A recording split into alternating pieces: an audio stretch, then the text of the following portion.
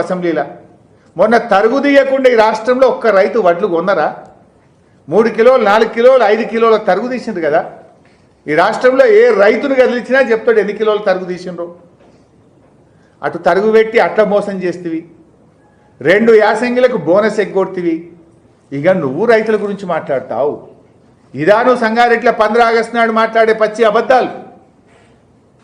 ఒక ముఖ్యమంత్రి 15 ఆగస్టు నాడు పచ్చి అబద్ధాలు మాట్లాడొచ్చునా? మహిళల గురించి మాట్లాడతాడు.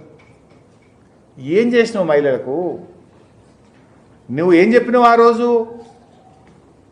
మహాలక్ష్మి పథకం కింద ప్రతి మహిళకు నెలకు 2500 రూపాయలు ఇస్తాను. ఇచ్చినావా ఒక్కరికన్నా? నీ గవర్నమెంట్ వచ్చి 32 నెలలు అయింది. 32 నెలలంటే ఈ రాష్ట్రంలో 1 కోటి మంది మహిళలకు ఒక్కొక్కరికి 80,000 రూపాయలు రేవంత్ రెడ్డి బాకీ పడ్డాడు. ప్రతి అక్కకు చెల్లెకు రేవంత్ రెడ్డి బాకీ 80,000 రూపాయలు. అది ఈ రేవంత్ రెడ్డి ఏమిచ్చినావు మహిళలకు?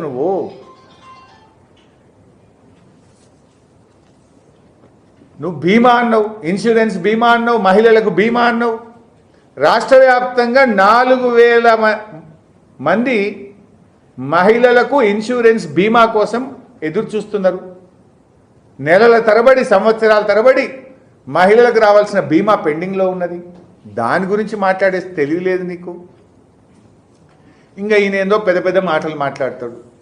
నీ కమిషన్ల సంగతి, మీ దోపిడీ సంగతి నేను చెప్తలేను, మీ ఎమ్మెల్యే రాజగోపాల్ రెడ్డి చెప్పిండు కదా. కోట్ల కొద్ది ఎట్లా దోసుకుంటున్నారో నీ ఇందిరమ్మ ఇండ్ల సంగతి, కోట్లాది రూపాయల దోపిడీ సంగతి మీ కాంగ్రెస్ పార్టీ సీనియర్ నాయకుడు ఎమ్మెల్యే రాజగోపాల్ రెడ్డే చెప్పిండు. మీ గవర్నమెంట్లో కమిషన్లు ఎట్లా తింటున్నారో, కోట్ల కొద్ది ఎట్లా కొల్లగొడుతున్నారో, ఈ ప్రభుత్వంలో జరుగుతున్న దోపిడీ గురించి మేము కాదు మీ కాంగ్రెస్ పార్టీ ఎమ్మెల్యేనే చెప్పిండు. పోచారం శ్రీనివాసరెడ్డి గారు చెప్పింది కదా నిన్నగాక మొన్న. నీ గవర్నమెంట్ ఎట్లా పనిచేస్తుందో నువ్వు చెప్తే నీ మంత్రులు వినరు. నీ వేం నరేందర్ రెడ్డి ఇంటలేడు. నీ వేం నరేందర్ రెడ్డి సంగతి, నీ బట్టి సంగతి, మీ పొంగులేటి సంగతి, నీ సంగతి మొన్న పోచారం శ్రీనివాసరెడ్డి చెప్పిండు కదా నీ సంగతి. నీ రాజగోపాల్ రెడ్డి చెప్పిండు, అంతకుముందు దానం నాగేందర్ కూడా చెప్పిండు మీ సంగతి. అవి మీకు వినబడతలేవు, నీకు కనబడతలేవు వాళ్ళు మాట్లాడినాయి. గొంతు పెద్దగా చేయగానే కేసీఆర్నో బీఆర్ఎస్నో తిడితే అన్నీ మర్చిపోతారు అనుకుంటున్నావా? ప్రజలు నీకంటే నాకంటే తెలివైనటువంటి వాళ్ళు. నువ్వు ఒక అబద్ధాన్ని పదే పదే చెప్పి ప్రజలు నమ్మిస్తా అనుకుంటున్నావు. అయిపోయింది నీ ఒక్కసారంటే నమ్ముతారు, ఒకసారంటే మోసం చేయగలుగుతావు. కానీ ప్రతిసారి నీ అబద్ధాలతోని ప్రజల్ని మోసం చేయలేవు మిస్టర్ రేవంత్ రెడ్డి. ప్రజలు మనకంటే తెలివైనటువంటి వాళ్ళు. ఇవాళ నేను నీ దోపిడీ గురించో, నీ మైనింగ్ స్కామ్ గురించో, నీ 22A గురించో, నువ్వు రుణమాఫీ చేయలేదనో, రైతుల ఎరువుల గురించో, రైతులకు నువ్వు ఇస్తానన్న రైతు బంధు గురించో, పిల్లల స్కాలర్షిప్ల గురించో, లేదా హాస్టళ్లలో జరిగిన స్కామ్ల గురించో ఇట్లా ప్రతిరోజు నిన్ను ప్రశ్నిస్తుంటే తట్టుకోలేక చిల్లర మాటలు మాట్లాడుతున్నావు నా మీద. మోకాలకు బోడగుండుకు ముడిపెట్టే ప్రయత్నం చేస్తున్నావు. నువ్వు ఎన్ని చిల్లర మాటలు మాట్లాడినా ప్రజల పక్షాన ప్రశ్నించడం ఆపను. విద్యార్థుల పక్షాన, నిరుద్యోగుల గొంతుగా, రైతుల గొంతుగా, ఈ రాష్ట్ర ప్రజల గొంతుగా కేసీఆర్ గారి ఆలోచనలకు అనుగుణంగా బీఆర్ఎస్ పార్టీ తరఫున నిన్ను ప్రశ్నిస్తూనే ఉంటాను. I will not leave you. పనికి మాలిన మాటలు మాట్లాడుతున్నారు, అట్లని కూడా వదిలిపెట్టను. డెఫినెట్గా కోర్టుకు ఈడుస్తా, డిఫమేషన్ సూటు వేస్తా. మీరు సాక్ష్యాలు చూపాల్సిందే, లేదంటే శిక్షకు సిద్ధపడాల్సిందే. I will not leave anybody. Revanth Reddy చిల్లర మాటలు ఆపు, పెట్టు, అసెంబ్లీ పెట్టు, మాట్లాడదాం. రైతు బంధు 2,000 పెంచిచ్చినవా దించిచ్చినవా అసెంబ్లీ సాక్షిగా మాట్లాడదాంపా. దేవుడి మీద ఒట్టుబెట్టి అసెంబ్లీలో చెప్పిన ప్రకారంగా 35,000 కోట్లు ఇచ్చినవా, 15,000 కోట్లు ఎగబెట్టి 20,000 ఇచ్చినవా మాట్లాడదాం, పెట్టు అసెంబ్లీ. నిరుద్యోగులకు నువ్వు చెప్పిన 2 లక్షల ఉద్యోగాలు మొదటి ఏడాది ఇచ్చినవా, 16,000 ఇచ్చినవా మాట్లాడదాం, పెట్టు అసెంబ్లీ. ఎందుకు అసెంబ్లీ పెట్టమంటే పారిపోతున్నావు? కనీసం సంవత్సరానికి 20 రోజులు కూడా అసెంబ్లీ పెట్టలేడు.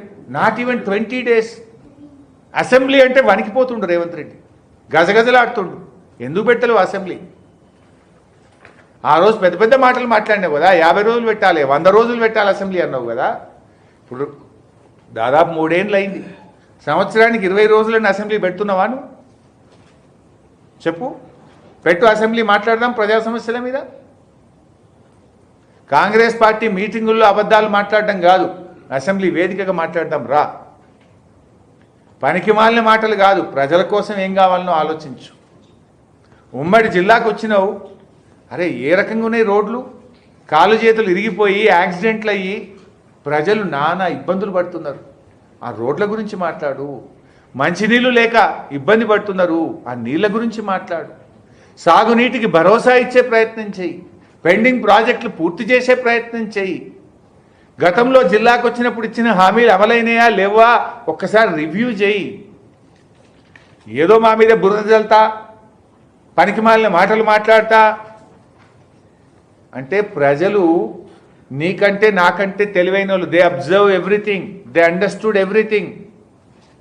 నీకు డెఫినెట్గా టైం వచ్చినప్పుడు కర్రు గాల్చి వాత పెడతారు, నేను ఇడిచిపెట్టారు. Thank you.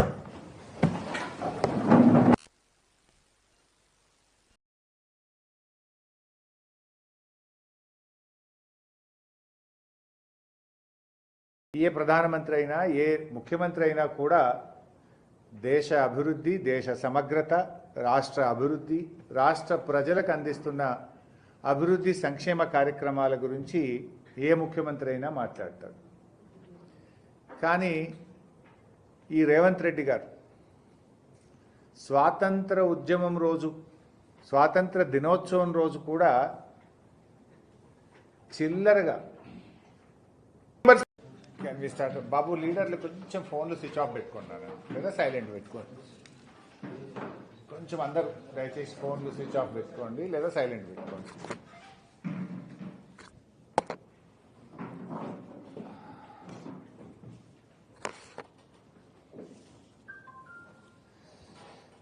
ఈరోజు రాష్ట్ర ముఖ్యమంత్రి రేవంత్ రెడ్డి గారు మన ఉమ్మడి మెదక్ జిల్లా సంగారెడ్డికి వచ్చి మాట్లాడడం జరిగింది.